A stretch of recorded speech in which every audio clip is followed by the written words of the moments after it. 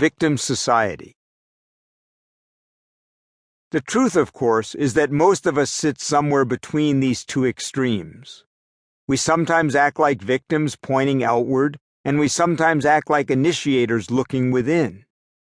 Even those of us who tend to be initiators can act like victims sometimes, and those of us who tend to feel like victims have moments when we see the potential to change things. There are other times when we aren't so much like victims as we simply accept the status quo with a shrug. Victim thinking and scores on locus of control are not identical, but what concerns me is that victim thinking is becoming more pervasive. After analyzing the results of studies using Rotter's scale on locus of control with young people from 1960 to 2002, Jean Twing, a prolific researcher at San Diego State University, found a disturbing trend. In a blog post on January 26, 2010, on the Psychology Today website, Peter Gray reported her findings.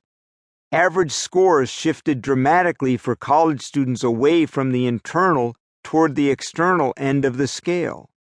In fact, the shift was so great that the average young person in 2002 was more external than were 80% of young people in the 1960s. The rise in externality on Rotter's scale over the 42-year period showed the same linear trend as did the rise in depression and anxiety. No wonder Time magazine ran a cover story in the middle of the last decade with the title Victim Nation. This victim thinking can take on comical proportions. Remember a few years ago when someone sued McDonald's and won the case because she spilled her hot coffee, causing a burn? Hence, coffee cups are now emblazoned with the words, "Warning, hot! Give me a break." Of course coffee is hot, and we can't blame other people every time something goes wrong. The McDonald's incident would be a mere diversion if this tendency to blame others for our problems were not so common. Some teacher friends of mine told me about another seismic shift. In a previous generation, if little Johnny was having problems at school, parents most likely would arrive at the schoolhouse saying, quote, "What is Johnny doing?" Johnny probably got reamed out by his parents about how he needed to step up.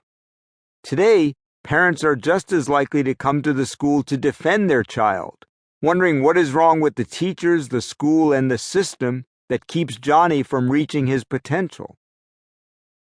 Put aside for a moment whether it is more Johnny or the system that is to blame, and ask this question instead. Which will benefit Johnny more in his adult life?